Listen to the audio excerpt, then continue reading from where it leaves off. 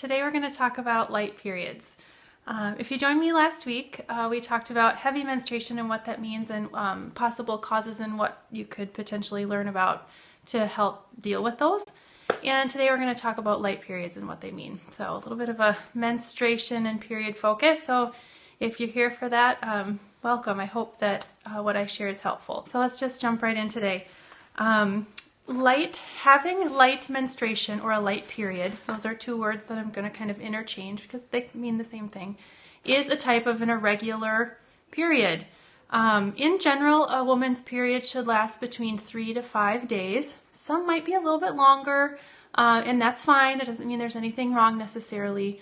But bleeding should be bright red. It should be pretty consistent, although it can start out a little bit lighter and darker and then get a little bit heavier before it starts to fade or decrease in amount towards the end of a period. That could be a couple of days or so. So it can start a little bit lighter, get a little bit heavier, and then go back to lighter before your period ends. That is pretty common.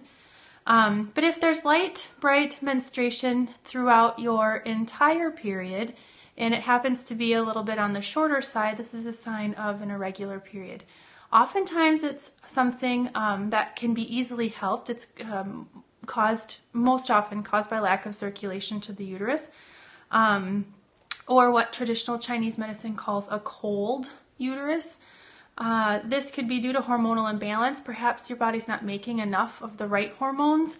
Perhaps this person could be is underweight or lacks certain nutrients in their diet, severely stressed. I already said this, lacks nutrients in diet, has nutritional deficiencies. It's kind of a more technical way to say that. But most often it's lack of circulation to the uterus. So I mentioned a couple of causes, and I want to elaborate a little bit on them. One of the main things that can cause light periods is actually stress. Chronic, elevated levels of stress that you're dealing with all the time. High levels of stress can alter hormonal balance. We know this. We know it makes women's menstrual cycles shift in length, in their entire length. It can make the day of ovulation shift. It can make periods really kind of irregular and wonky. It's amazing. Stress is really amazing. Can even make periods stop. So it's really scary. The solution really is to create a stress reduction plan. Find tools that resonate with you that can help you through those stressful times. It's important on this journey, particularly when struggling with a fertility health issue or infertility. The next thing that causes lack of circulation to the uterus is excessive exercise. I know it's really strange to hear that in a day and age where we want to be as healthy as possible and exercise is touted for everything and you should be exercising, right? And that's all true. But when you're battling infertility or when you have period problems, irregular periods and menstrual cycles, and you're over-exercising, there could be a correlation there. We know that women who are super athletes and super trainers sometimes do have really light or absent periods. That is really a thing. It's true. So the solution has to be finding your balance, finding a happy medium between excessive exercise and exercising too little. And that's something we all should really be doing. I'm not saying you should not exercise if you are an avid exerciser, if that's your thing. But if you're exercising a lot and it's almost on the side of addiction to exercise, it might be time to work with a trainer or someone who can help you cut back and find balance in what you're doing. And if you're very sedentary, that's another cause of lack of circulation to the uterus and light periods. You need to get moving. This can be walking to work, a daily 30-minute moderate intensity walk outside. It can be taking steps. It can be fertility yoga. It can be walking on a treadmill. It could be, joining a gym and starting some sort of workout program. But you need to get moving. Dancing, swimming, leisurely bike riding, all of these things are ways of moving. I know that some of us have jobs that we're required to sit at. So learning desk exercises could be helpful. Making sure that you get up every hour and a half to take some sort of movement break, whether it's stretching or walking around the building or up and down a couple of flights of stairs. for about 15 minutes. It's actually been proven that a 15-minute break every hour and a half is very important for our mental acuity, but also for our physical health when we have sedentary jobs. Some herbs to learn about would, if you're interested, herbs and natural therapies to learn about, if you're interested, are adaptogens like maca and perhaps shatavari. Both of these help with not only emotional stress, but physical stress as well. So these can be supportive of hormonal balance. They can help when you're putting your body through physical stress, like over-exercising.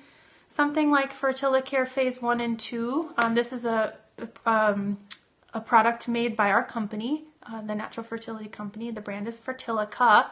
So Fertilica, Fertilicare Phase 1 and 2. They're an herbal combination product, 2 different liquid extracts that combine different herbs for each phase of the menstrual cycle, but to support hormonal balance, but to help, these herbs are known to help increase circulation to the uterus in part, but also build the blood, which is important too. Natural therapies to think about, I mentioned this, obviously exercise, which is not a natural therapy, but fertility yoga is something to think about. There are different fertility-specific yoga poses that are great for helping balance the cycles of the phases of the menstrual cycle. Self-fertility massage or any form of fertility massage, if you have a practitioner near you, that would be fine. Castor oil packs, they're wonderful for helping to increase circulation to the pelvic bowl. All the organs in there, the reproductive organs. What else? Dong Quai. Dong Quai is a great herb for women who have, is a great herb to learn about if you have a light period. Dong Quai is blood building. It can help, it's amazing at stimulating but also relaxing the uterus. It's known as an anti-inflammatory and anti-spasmodic. If those are concerns for you, if you also have some cramping with your periods, it's also known to increase circulation and improve blood flow to the uterus. So Dong Quai would be something to learn about. Also very important, eating well. And eating foods that help build the blood. So start yourself on your fertility diet, or consider adding foods high in iron regularly to your fertility diet if you have a light period that's short. Green leafy plants, beets, beans, some nuts and seeds, free-range eggs, dried apricots, dried prunes, a lean free-range or organic protein. It would be good too. All of those things are high in iron. So a focus when you have a light period really needs to be on reducing stress, exercising the right amount for you, moving if you're sedentary, eating really well, staying hydrated. That's another important piece of the puzzle. And then learning more about some of these things to help your bodies with emotional and physical stress.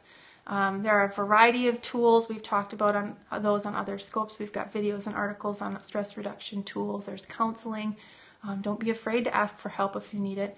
But also things like maca and shatavari and Dong Quai and Fertilicare Phase 1 and 2, which combines multiple herbs to help balance the entire menstrual cycle.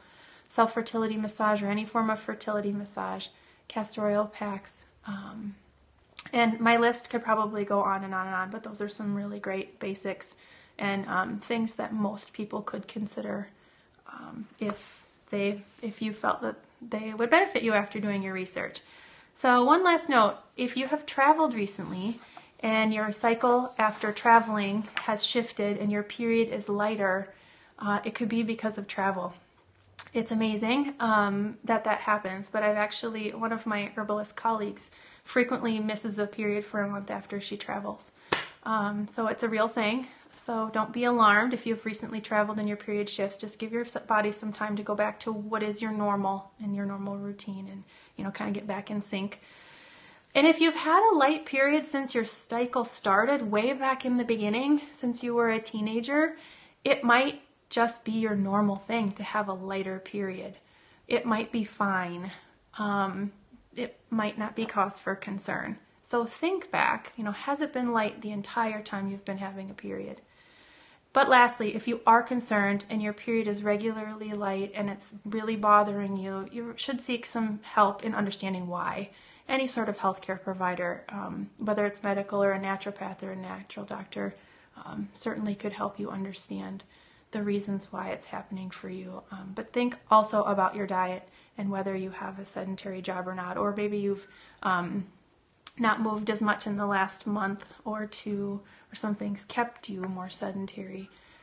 And give thought to trying a brisk walk every day and perhaps some gentle abdominal massage or any of these other things I've talked about today.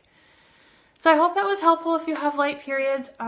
It's not a black and white. There's no black and white answer or type of light period. We all experience them very differently.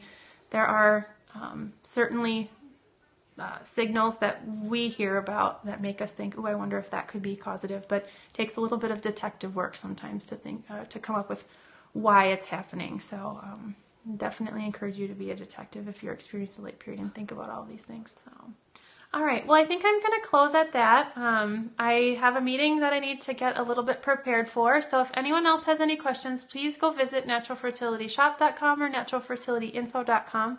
We have contact us buttons on both forms. Send us your email, reach out to us. We're here to help you. Customer care team is available, and we have herbalists on staff who can answer as well. So we'll get you as much information as we can. Thanks for joining me today. The plan is to see you next week, so we'll do that. All right. Bye. Have a great weekend.